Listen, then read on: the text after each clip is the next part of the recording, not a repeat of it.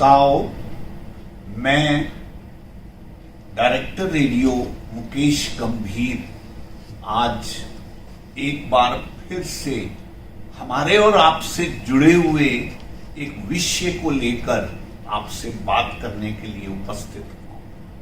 साथियों, मैंने आपसे पहले भी कई बार कहा कि रेडियो बूज का लक्ष्य गोल ये रहता है कि हम आम लोगों को हेल्दी जीवन जीने के लिए प्रेरित करें। और जब हम कहते हैं हेल्दी जीवन जीने के लिए प्रेरित करना चाहते हैं, वहां पर हम फिजिकल हेल्थ की भी बात करते हैं और एसेंशियली मेंटल हेल्थ की भी बात करते हैं। आपको याद होगा पिछले 2-3 एपिसोड्स के साथ हम डॉक्टर पंकज से ये डिस्कस करते रहे हैं कि हैप्पी मैरिड लाइफ में क्या क्या ऑब्स्टेकल्स, क्या क्या अड़चने हैं और उनको कैसे मीट आउट किया जाए, उनको हमने डिस्कस किया। आज इत्तेफाक से इस डिस्कशन में पार्टिसिपेट करने के लिए हमारे साथ डॉक्टर मनीषा भी एसोसिएटेड हैं। डॉक्टर मनीषा पीएचडी हैं, एमबीए में इन्होंने पीएचडी किया है और एक सक्सेसफुल बिजनेस वुमेन के तौर पर काम कर रही हैं। आपने इनके भी वीडियो हमारे चैनल पर देखे होंगे, जिसमें एक दिन ये अपनी बेटी के साथ उपस्थित हुई थी और हमने डॉटर मदर रिलेशनशिप पे बात की थी। आज डॉक्टर पंकज की देखरेख में हम पुनः हैप्पी मैरिड लाइफ की ऑब्स्ट्रक्शंस को किस तरह से मीट आउट करें, उसके बारे में पुनः बात करेंगे। कारण सब्जेक्ट ये ऐसा है जिस पर जितना मंथन किया जाए उतना कम पड़ता है।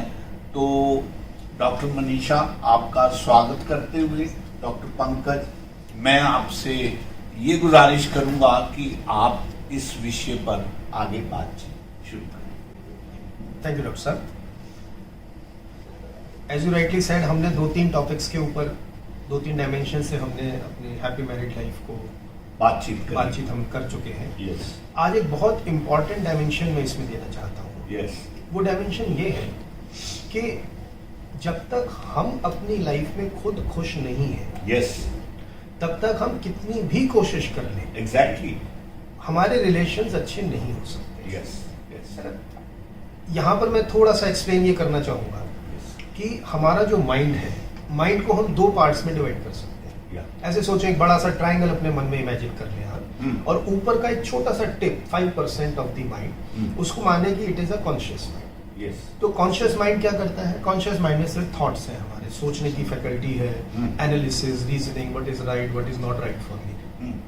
और उसके बाद जो नीचे बड़ा ट्रायंगल बच गया था 95%, that is called a subconscious mind. Right? अब सबकॉन्शियस माइंड क्या है? हमारी सारी इमोशंस हैं, हमारी सारी फीलिंग्स हैं, एक्सपीरियंसेस हैं, हमारी सारी मेमोरी वहाँ पर स्टोर्ड है, हमारी हैबिट्स हैं, हमारे वैल्यू, संस्कार जो है वो भी वहीं स्टोर्ड है। नॉन वॉलेंटरी फंक्शंस जो बॉडी के होते हैं, जैसे हम खाना खाते हैं तो डाइजेशन अपने आप होता है, सांस अपने आप चलती है, ये सब हमारा सबकॉन्शियस माइंड कंट्रोल करता है। अब हमारा जो बिहेवियर है, हमारे बिहेवियर में कॉन्शियस और सबकॉन्शियस दोनों माइंड का रोल है। यानी कोई एक घटना हमारे साथ घटी, उसमें हम क्या सोचते हैं और उसमें हम क्या फील करते हैं, ये दोनों चीजें हमें कंट्रीब्यूट करती हैं हमारे बिहेवियर। नाउ प्राइमरीली हम जो बिहेव करते हैं, बिहेव कहाँ से करते हैं? क्योंकि behaviour is the interaction with the world. तो इंटरेक्ट जो करता है वो मेरा कॉन्शियस माइंड है, यानी मेरे सेंस ऑर्गन्स जो है वो सारे कनेक्टेड है हमारे कॉन्शियस माइंड से। मैं जो सुन रहा हूँ, जो सोच के बोल रहा हूँ, पूरा interaction with the world is by the conscious mind. अब हम क्या करते हैं? हम 2 चीजें एक एग्जाम्पल से पहले समझते हैं। आप जब हम लोग फ्लाइट में जाते हैं, हम देखते हैं कि एक एयर हॉस्टेस हैं जो हमें बहुत स्माइल करके ग्रीट करती हैं ऑन द क्राफ्ट। राइट? अब एक उसकी स्माइल को मन में याद रखें, और दूसरा अपने उस बच्चे की, छोटे बच्चे की स्माइल को याद रखें जो अभी कुछ साल का है और आप सुबह गए और शाम को लौट कर आते हैं और वो देखकर आपको मुस्कुराता है। अब दोनों मुस्कुरा रहे हैं, इंटरेक्शन तो यही है कि both are passing a smile, Yeah. लेकिन किसकी स्माइल ज्यादा बेटर लगती है? मैं आपसे ही पूछता हूँ, किसकी स्माइल ज्यादा बेटर लगती है? सर अपने बच्चे की तो लगेगी ही आपको। अपने बच्चे की Obvious. स्माइल अच्छी लगती है। क्यों अच्छी लगती है?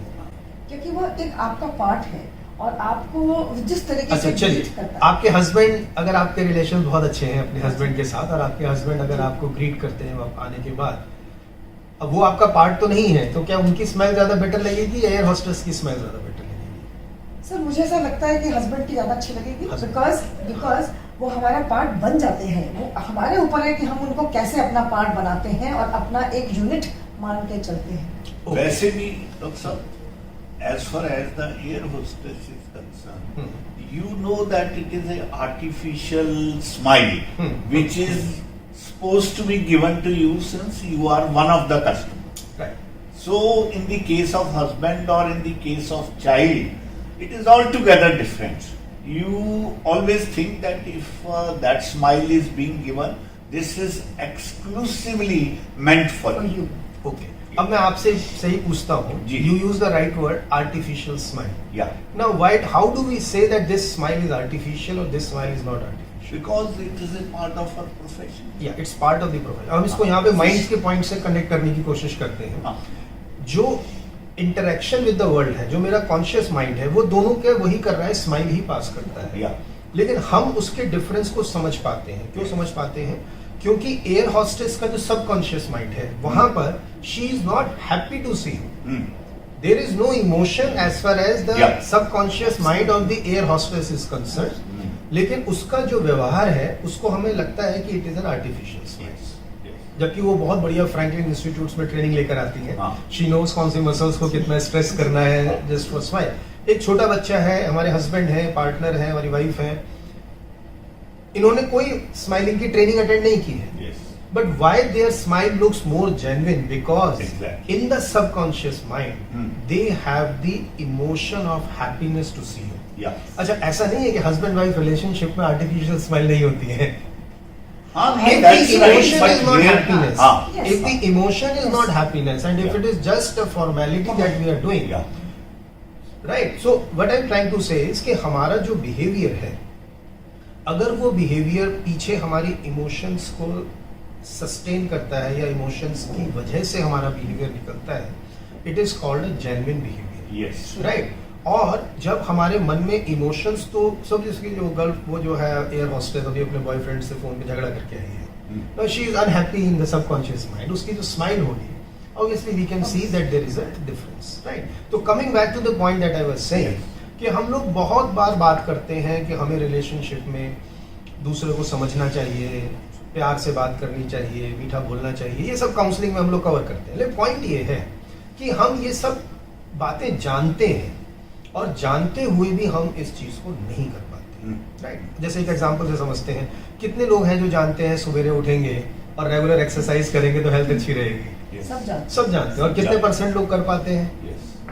Very fine. मैं हमेशा बोलता हूँ हर फोरम में, the first crime that we do is we snooze the alarm,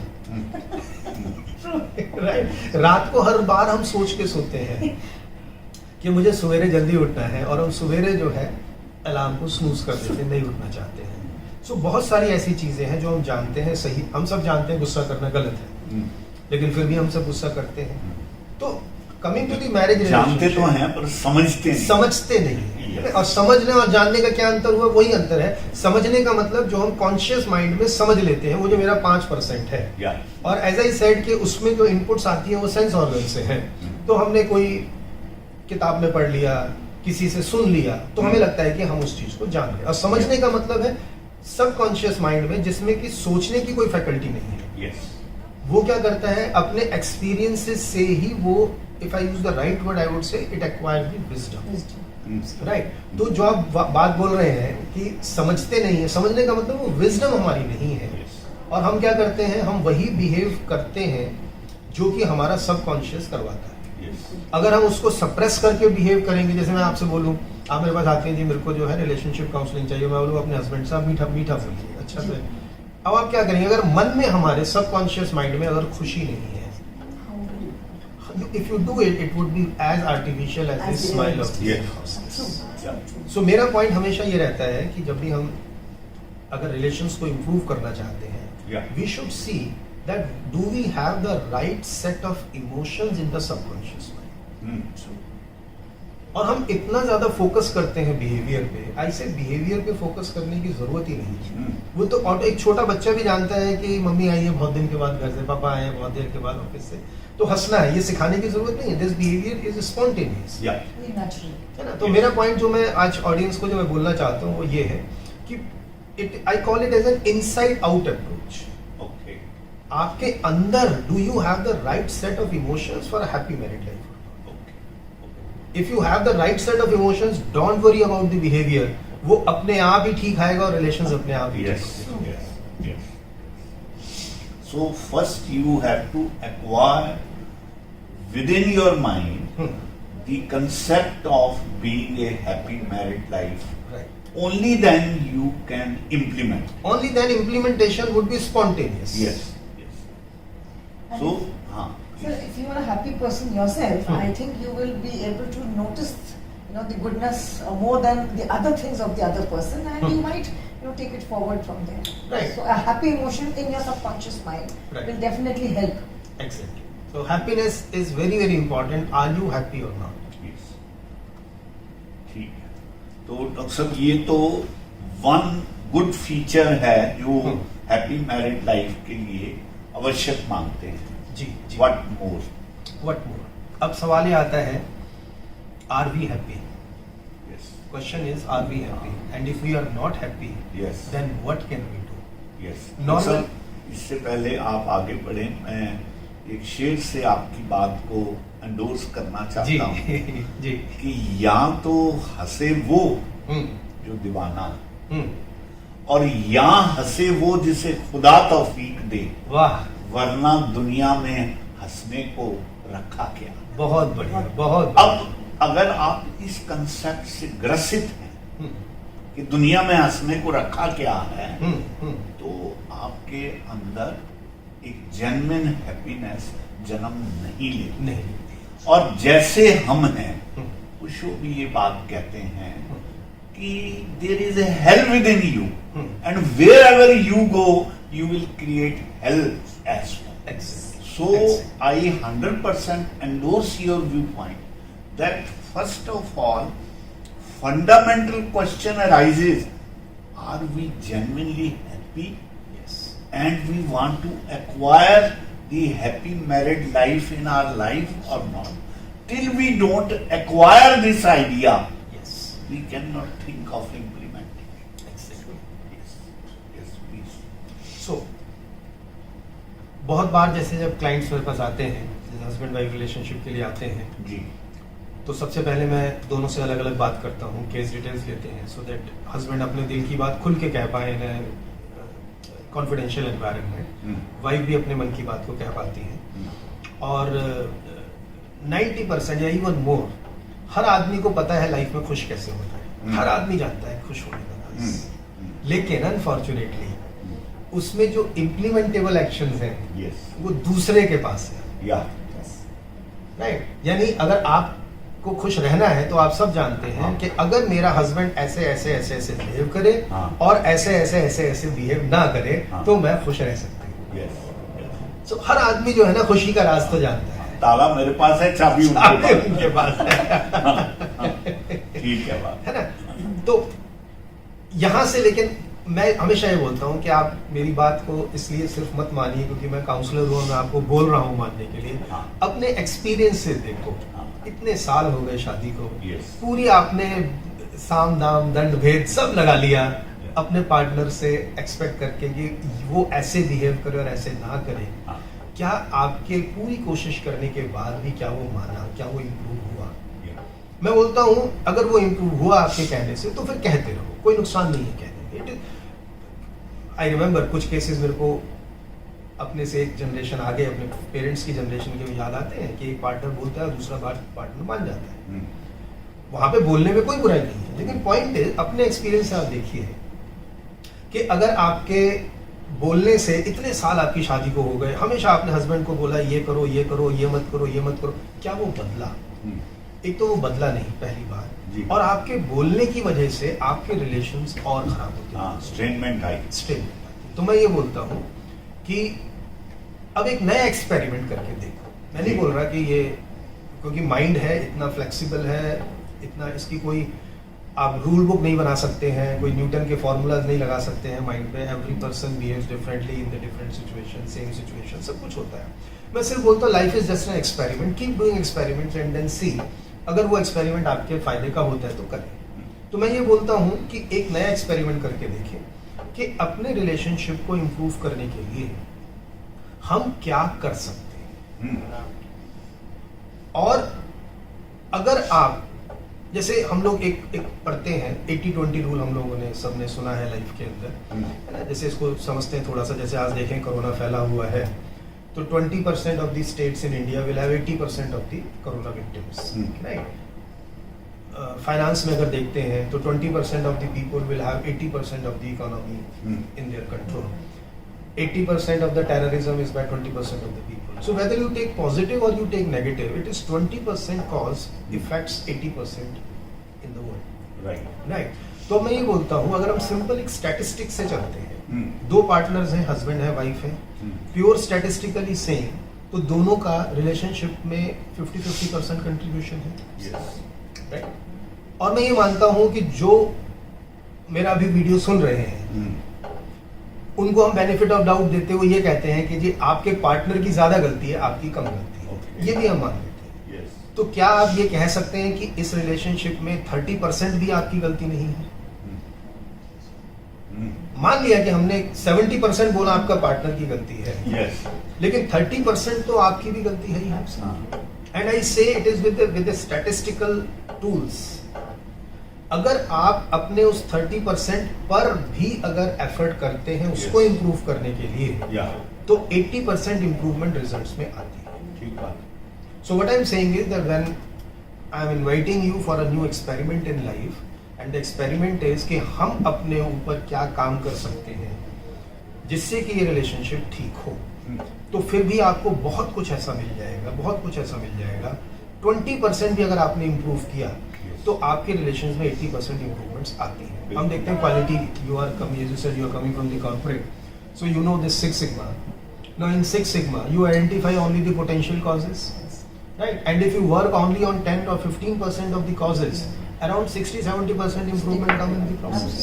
It's now what I'm telling is basically ये वो फॉर्मूले हैं जो हमने मैनेजमेंट में सीखे हैं, उनको हमने कॉर्पोरेट वर्ल्ड में अप्लाई किया है, और उसकी वजह से हमने कॉर्पोरेट को एक नई सक्सेस की ओर लेकर गए हैं। But the unfortunate part is कि हम जानने के बाद भी उन चीजों को अपनी लाइफ में नहीं इंप्लीमेंट कर पाए। Yes.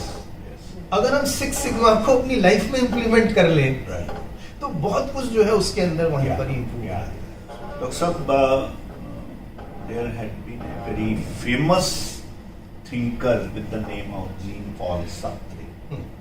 He says the other is a hell, right? Whatever improvement we are supposed to do it, first do it with yourself. Yes. Then only you are able to get the changes in the other person. And he goes to the extent of saying that the other is hell. So I agree with you. Once I decide that I am going to have a happy living and I want to have a happy married life, the major onus lies on me. And if we pick up your ratio and if we say that 70% I consider that the other person is at fault, once I improve 50%, definitely things are going to be tilt in my favor, because of this change in my attitude. So that is a very clear-cut equation and formula which can be adopted. Which can be adopted. But लेकिन एक चीज बताता हूँ, it is easily said than done. हाँ, of course. क्योंकि अपने आप को गलत मानना, सबसे पहले तो ये जरूरी है अपने आप को बदलने के लिए। या और अपने आप को गलत मानना इसमें मेरा ईगो इस चीज को कभी एक्सेप्ट नहीं करने देगा Yes. कि मैं गलत हूं, ऐसा कैसे हो सकता है? Yes. Doctor, let's hear Dr. Yeah. Manisha being a doctorate plus being a married person Yes. and having a successful marriage for the last, I think, more than 20 years or So so. 29 years. I just completed 29. Okay, okay. All the more creditable. Yes. So please tell us. Sir मुझे ऐसा लगता है, very right to what both of you have said. Yeah. मुझे ऐसा लगता है human beings are very selfish. Okay. अगर हम selfish हैं, हाँ. जो कि एक बहुत नेचुरल फिनोमिना है, Yes. तो हम अपने बारे में पहले सोचते हैं. Yes. जब हम अपने बारे में पहले सोचते हैं तो हमें अपनी हैप्पीनेस सबसे ज्यादा फोरफ्रंट पे रखनी चाहिए. Right. जब हम उस चीज को सोच के अपनी हैप्पीनेस को फोरफ्रंट पे रखेंगे और अपने ऊपर काम करेंगे, आई एम सेल्फिश, मैंने अपने ऊपर काम किया, तो ऑटोमेटिकली अगर मैं खुश हूँ तो मेरा उसी तरीके का बिहेवियर रहेगा, और मैं अगर चेंज करती हूँ और एक सिचुएशन में अडेप्ट करती हूँ तो सामने वाला भी जरूर करेगा. बस एक थोड़ी सी कोशिश करने की बात है. तो मैं आपके एक सेंटेंस को चेंज करता हूं कि we are not genuinely selfish. आपने बहुत बढ़िया पॉइंट रेज किया है. काश हम सब जेन्युइनली सेल्फिश हो जाएं. हाँ. कम से कम ये तो देख पाएंगे कि अगर मैं अपने पार्टनर को इम्प्रूव करने के लिए बोलता हूँ और वही बोलना मेरे दुख का कारण बनता है, let me very selfish for happiness as you just said, मैं कम से कम उसी अपने सेल्फिशनेस की वजह से काश अपने पार्टनर को बोलना छोड़ दूं. और सर दूसरी बात, I have always felt in a relationship, in a marriage life specially, अगर मैं चाहती हूँ कि सामने वाला कुछ सारी चीजें कर सके और मैं उस चीज में हमेशा पिन पॉइंट कर रही हूँ कि आपने ऐसा नहीं किया या वैसा नहीं किया, तो खुद सोच के देखिए उल्टा. Suppose that is being said to me, will I like it? When I will not like it, then let me not pinpoint it, but let me, like both of you said, give those examples or give those feelers जहाँ सामने वाले को खुद ही लगे कि मुझे change करना है और मुझे उस बात को अच्छे तरीके से अडेप्ट करना है. And any relationship I feel थोड़ी सी नॉक झोंक या थोड़ा सा एडजस्टमेंट होता ही है. एंड हम ये क्यों सोचते हैं हम एडजस्टमेंट करने से छोटे पड़ जाते हैं या हम इंफीरियर हैं. आई फील जो एडजस्ट करता है तो सामने वाले को मौका देता है कि वो भी एडजस्ट कर सके और शायद समवेयर कुछ एक्स्ट्रा माइल चल सके. मुझे ऐसा लगता है सर. I don't know. मैं आपके एक और वर्ड को पकड़ता हूँ यहाँ पे. Sorry for that. No please. Adjustment की आपने बात करी, बहुत कॉमन क्वेश्चन मेरे पास आता है. So if I ask you, is adjustment good और bad for the relationship? So I feel adjustment in any relationship is good. I am not saying go beyond. आपकी एक लिमिट होगी जिस तक आप एडजस्ट कर सकते हो किसी सर्कमस्टांस में. Don't go beyond that. And give a chance कि सामने वाला भी एडजस्ट कर सके. मैं नहीं कह रही हूँ कि आप पूरा 100% एडजस्ट करिए, बट कुछ कदम आगे तो बढ़ेंगे उस तरफ. चलिए, एडजस्टमेंट क्या होती है आपके हिसाब से? Let us go to the very fundamentals. What is the, how will you define adjustment? Sir मेरी एडजस्टमेंट का जो मैंने अपनी लाइफ में फॉलो किया वो ये है कि हमको, अगर मैं हर टाइम पे ये बोलूं कि मुझे ये करना है या मैं ऐसा करूं, एक तो फर्स्ट ऑफ ऑल मैं वर्ड हटा दीजिए. मैरिज में इट इज नेवर मैं, इट इज हम. अगर आप हम सोच के चलेंगे तो आपके लिए वो जो, जैसे आप कह रहे हैं ना एडजस्टमेंट, तो वो एडजस्टमेंट नहीं रह जाएगा. वो आपके लिए, आप हैप्पीली उस चीज को करोगे ताकि हम खुश रहें, ताकि हम खुश रहें. उसमें जब आप आगे बढ़ाओगे अपना कदम या सोच, आप थोड़ी सी बदलोगे, थोड़ी सी, देखिए मैरिज में दोनों ही तरीके की सोच होती है, थोड़ी सी मॉडर्न और थोड़ी सी कंजर्वेटिव. उन दोनों का एक साथ जुड़ के चलना में ही आप एडजस्ट भी प्रॉपरली कर सकोगे. एंड कई बार ये होता है कुछ चीजें आप उनके उससे एडजस्ट करो, कुछ चीजें आप अपने उसके लिए एडजस्ट करो. और हर ह्यूमन एक अलग एनवायरनमेंट से आता है. हर ह्यूमन, हर फैमिली अलग है. तो जब हर फैमिली अलग है तो आपकी सोच, आपका पलना बढ़ना थोड़ा सा डिफरेंट होता है. बट जब आप एक नए एनवायरनमेंट में आते हो, आप उनके लिए अलग, वो तो वही हिस्सा है. तो थोड़ा सा आपको थोड़ा सा एक्स्ट्रा एफर्ट उसमें करने के लिए करना पड़ेगा. If I say that adjustment spoils the relationship, No, sir. ये थोड़ा खतरनाक सा सेंटेंस है. Yes. बहुत सारे लोग इस बात को Yeah. एग्री नहीं करेंगे. Let us first understand what adjustment is. मेरा ऐसा मानना है, as I said psychology is not a rule book, but मेरा ऐसा मानना है व्हाट इज एडजस्टमेंट, उसको हम समझें. I say adjustment is that faculty of my mind that allows you to adjust और to accommodate the foolishness of the other person. Very well said. Not all the time foolishness. Say different behavior can Sir, be देखिए, said. if it is different, देखिए adjustment में normally क्या होता है, जब हम word adjustment use करते हैं, एज आई सेड वर्ड तो हमारे कॉन्शियस माइंड से आते हैं. हाँ. उसके पीछे जो इमोशन है नॉर्मली, जैसे मैं बहुत सारे अपने क्लाइंट्स को देखता हूँ, एडजस्टमेंट के पीछे जो हमारी इमोशन है वो ये है कि सामने वाले बंदे ने तो समझना ही नहीं है. I mean, I'm just using a word fool, Yeah. but then हमने ये we have taken it for granted. We have had a prejudiced feeling कि इस बंदे ने तो समझना ही नहीं है, इसलिए इससे इस बारे में बात करने का कोई फायदा नहीं. और जब हम इस इमोशन के साथ एडजस्ट करते हैं, नॉर्मली हम उसी को एडजस्टमेंट बोलते हैं, Yeah. तो ऑब्वियसली ये हमारे रिलेशनशिप को खराब करने का एक बहुत इंपॉर्टेंट रीजन बनता है. हाँ, of course. इम्पॉर्टेंट हमें क्या करना चाहिए? Idea is the other person, as you rightly said, that he comes from a different background. He has a different personality. He has a different way of thinking. He has a different way of behavior. He is absolutely different than you. If you accommodate his differences, then your relationship would be perfectly good. But if you start adjusting means you have given him a certificate that he is a fool because he does not speak my language. He does not behave like me. और एक बार आपने वो certificate दे दिया that he is अ फूल, आप पूरी जिंदगी उसके साथ बिता सकते हैं, लेकिन लाइफ में ना कभी कोई थ्रिल होगा, ना कभी कोई हैप्पीनेस होगी, ना कभी कोई एक हल्का एक माहौल होगा. सो वर्ड ठीक है, वर्ड पे मैं ज्यादा नहीं जा रहा हूँ, but I as I said I am going more on the emotion. अगर आपके मन में इमोशंस ये हैं कि मेरा पार्टनर जो है डिफरेंट पर्सनालिटी से है, मेरी एक पर्सनालिटी डिफरेंट है, और हम दोनों ही अपने अपने व्यवहार में अपनी अपनी सोच में सही हैं, और एक टीम है, और हम एक दूसरे को समझने की कोशिश करें, तो हम एक रिलेशनशिप को अच्छा बना सकते हैं. अगर आप इस प्रोसेस को एडजस्टमेंट बोलती हैं, Yes, sir, देन आई से बिल्कुल. It is the right one.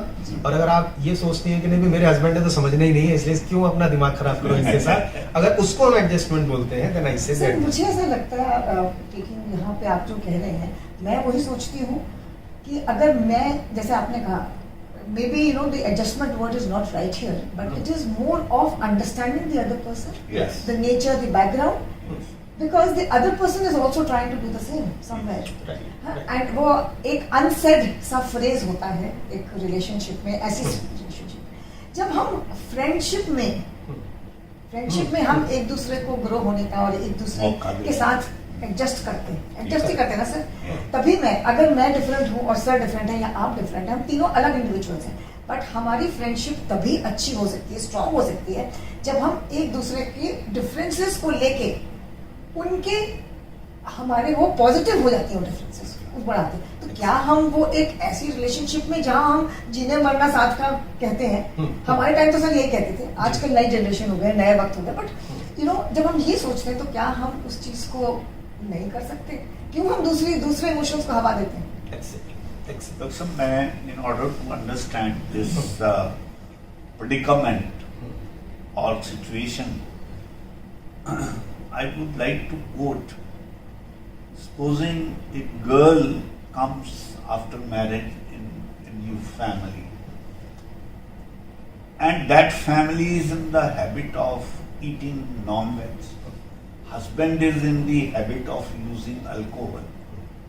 Normally the example is a very apt example. Yes, exactly. Where the clashes come.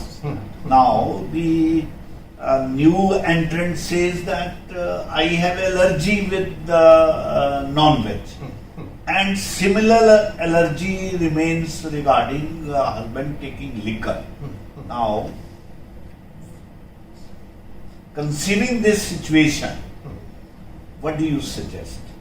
For wife or for husband? For wife. For wife. Okay.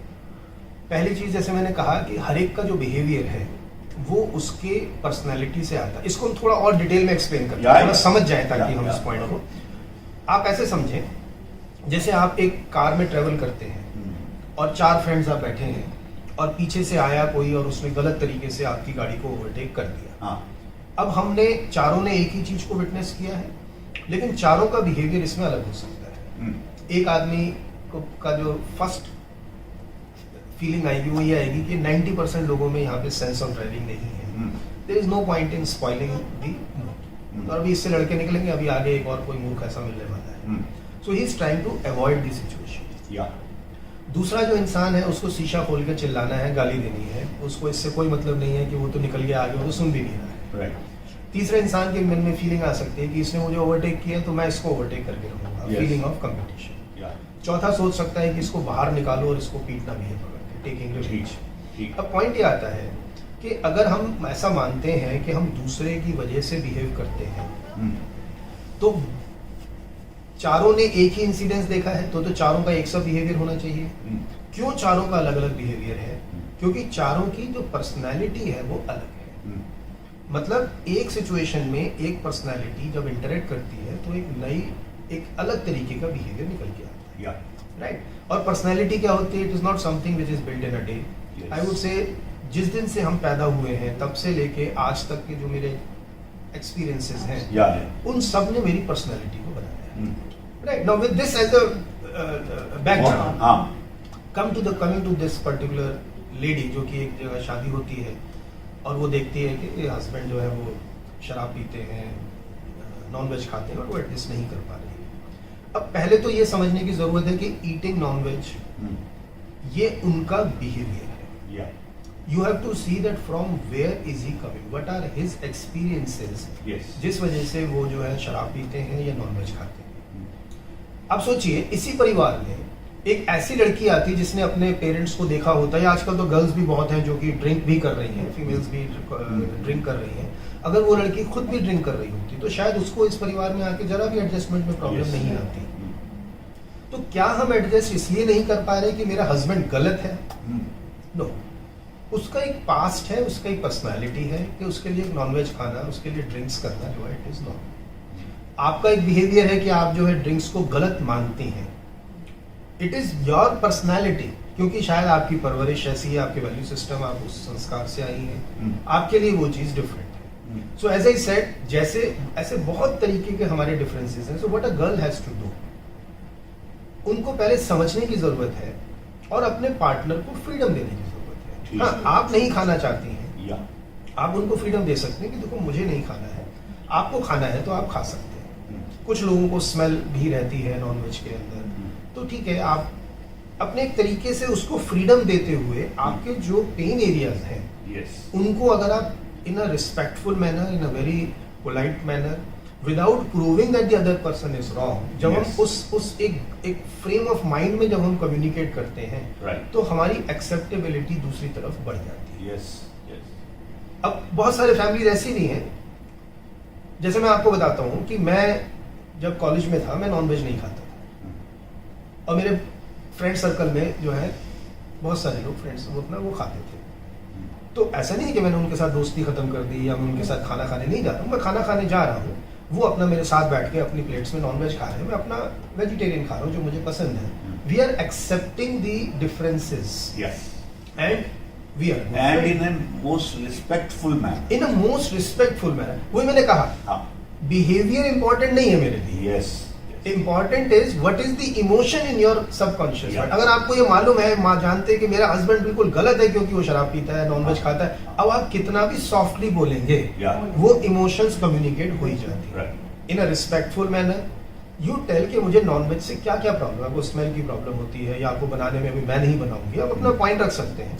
But मैंने नहीं देखा ऐसे कि अगर आप अपने पॉइंट को प्यार से रखते हैं तो दूसरा पार्टनर आपको फोर्स करेगा ही करेगा कि नहीं तुमको ही पकाना है। तो शादी से पहले भी तो खा ही रहा था ना वो। या शादी से पहले भी तो खा ही रहा था। सो मेरा तो देखो ये रहेगा इसके अंदर अप्रोच। और ड्रिंक्स की जहाँ तक बात आती है वो एक बहुत बड़ा इशू है। Drink is not just like a eating और हैबिट, इसके पीछे बहुत सारे साइकोलॉजिकल एपिसोड्स, इंसिडेंसेस भी जुड़े हैं। जैसे अगर कोई बच्चा ऐसे जैसे मेरे पास आते हैं इस तरीके के केसेस जो डी एडिक्शन फॉर अल्कोहल के लिए केसेस आते हैं, अगर मैं 2-4 डायमेंशन इसमें मैं ऐड करूं, कई बार ये होता है कि एज अ टीनेज एक बच्चा ऐसा रहा, उसकी डेवलपमेंट ग्रोथ उसकी ऐसी रही कि उसके अंदर एक लैक ऑफ कॉन्फिडेंस है। उसको ऐसा लगता है कि मैं सोसाइटी में इंफीरियर हूँ किसी तरीके से। तो वो क्या करता है as a compensatory behaviour, as a defence behaviour, वो क्या करता है इन्फ्लुएंस बहुत जल्दी हो जाता है सोसाइटी से। और अगर अनफॉर्चुनेटली उस बच्चे की कंपनी ऐसी है जो कि ड्रिंक्स करते हैं, तो ये सिर्फ इसलिए ड्रिंक कर रहा है क्योंकि मैं भी बड़ा हूँ, आई am a Macho man types. तो इस टाइप की भी कई बार एक रीजंस होते हैं। तो अगर एक पार्टनर, एक वाइफ आती है, अगर उसके पास्ट को समझने की कोशिश करे, उसके सबकॉन्शियस माइंड में क्या उसकी फीलिंग्स है, क्या एक्सपीरियंसेस है, और अगर उसको ऐसा लगता है that he is a person who has a bad dysfunctional family, एक अब्यूजिव रिलेशनशिप इसके चाइल्ड पेरेंट्स के साथ रहे हैं, he has some sort of कहीं ना कहीं डीप रूटेड उसको कुछ लैक ऑफ कॉन्फिडेंस है, then wife should rather support on improving, boosting his confidence, appreciating him, being a genuine support to him. ये जो ड्रिंक्स है ये अपने आप छूट जाएंगे।